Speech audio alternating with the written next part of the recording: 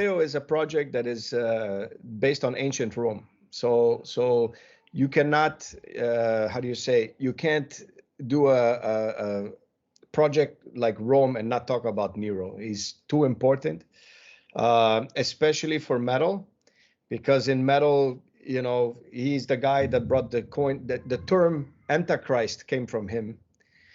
For his persecution of the Christians, and also, you know, the famous inverted crosses, because in those times when some Christians were caught and they didn't want to die like Jesus, they said, so he put them upside down and killed them that way. He says, oh, fine, we'll just reverse the cross, you know.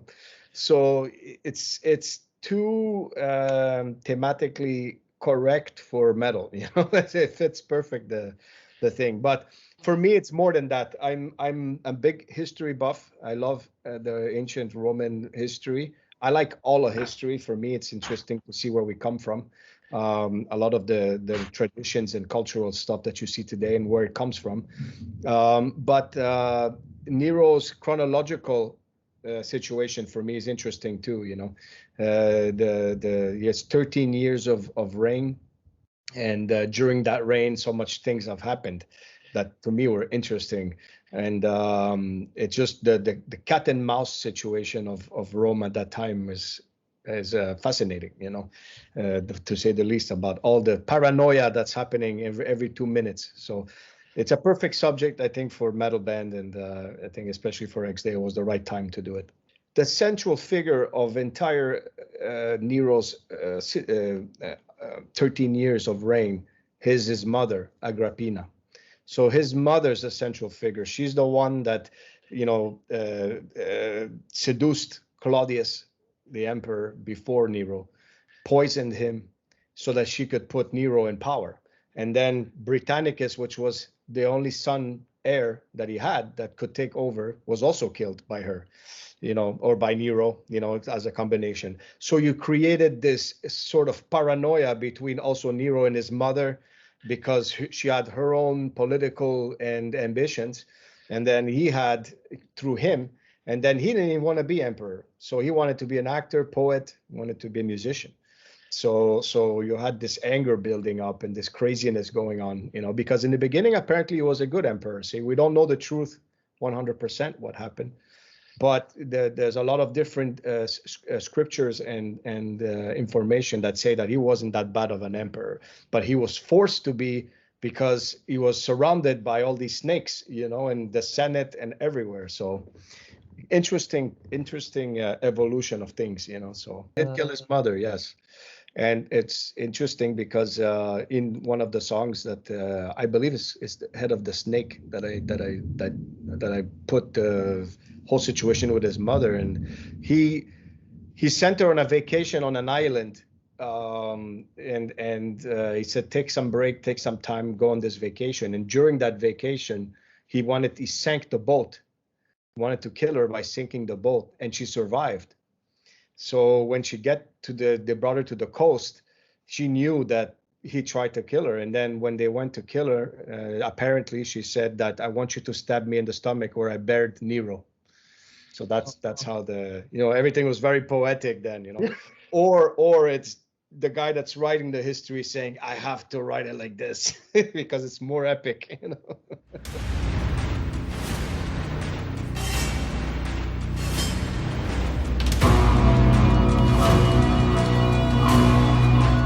So we had already patterns arranged that we needed, because for EX DEO, it's a completely different animal to compose, because you have an orchestra, you have multi-layered vocal arrangements. So you have to kind of I have to be a modern day conductor in a way. Maestro. Right, without the sticks and everything, kind of like.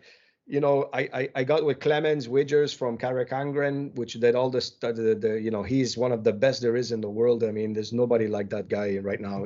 Yeah. And to write with him, I had to kind of put him in the mental mind frame of Nero and that world, because to get the people inside that world, you have to bring the paranoia in it. So there's a lot of twists and turns in the orchestra. There's a lot of musical, you can go one moment it's super epic and then it turns into some twist, crazy, like dissonant guitar parts. And it's like, I wanted it to be an album where it's crazy at some point. And it starts very guitar driven.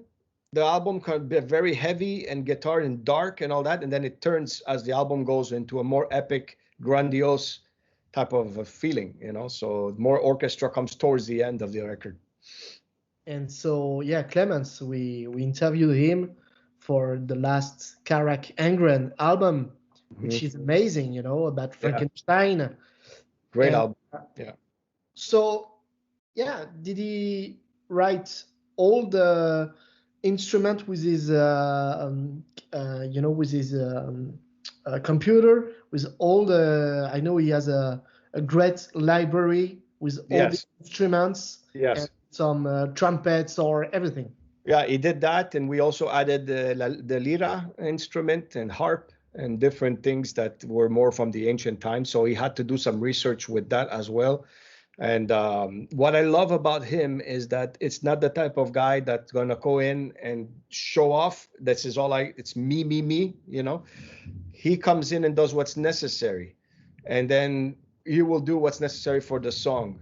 So if let's say a song is more, let's say like Imperator, which was the single, to me is more of a rhythmic and more guitar driven song with some epicness, but it's not dominated by it, So there's other songs that I have more of him in the front. So he was able to move around like that across the record, which was important, And there is I think a third guest with a female.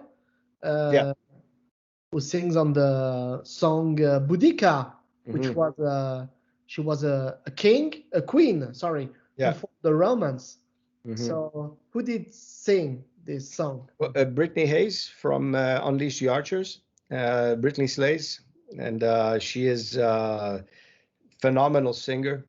And her attitude was perfect to play the role of Boudica, because this record, the thing is with EX DEO is that for us, it's important to recreate the past. So we have a lot of narration, there's a lot of role playing almost. It's theatrical almost. It's not just music, there's a lot of coming into this idea of storytelling. So we wanted to reproduce Boudica, and to me, she's the perfect candidate for that. And we're both from Canada, so it was an easy choice. And I love Unleash the Archers. I also work with the band on management. They're with me. So for me, it was an easy choice. She's awesome. She's a fighter, and I thought that was a great person to have. And actually, Boudica will be the next single we release from the EX DEO album.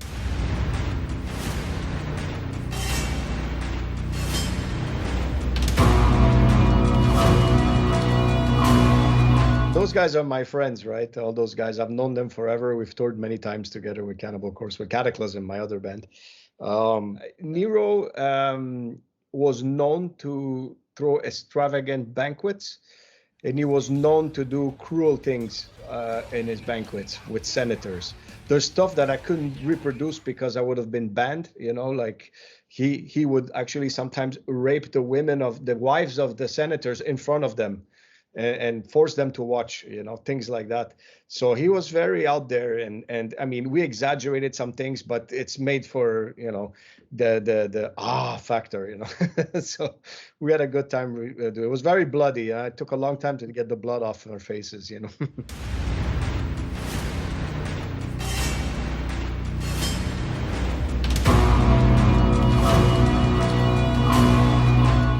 He's awesome, man. He's another great friend of mine, and I have enormous respect for him as an artist. What I love about him, he's able to recreate a modern feeling, but with an ancient touch, and like he's able to put this organic feel with, like, you have a statue that's breaking, and you see the inside of the statue, and it's real. It's like he does that blending so perfect that it's incredible. So he just got so much talent, and I thought he was the right guy to do this artwork for Nero. He did the Caligula for me, which was great, and I felt that this was the type of artwork that would need the same touch. I gave him the idea of like I want something with the bust of Nero, but I want it done a la set, you know. So I want you to go in there, put your feeling and your touch. So, and I mean, did you look at the base of the artwork? All the details. If you blow the image up, it's crazy, all the stuff he put in there. It's so epic. You know, a woman that's laughing and she's decomposing, you know, it's like great.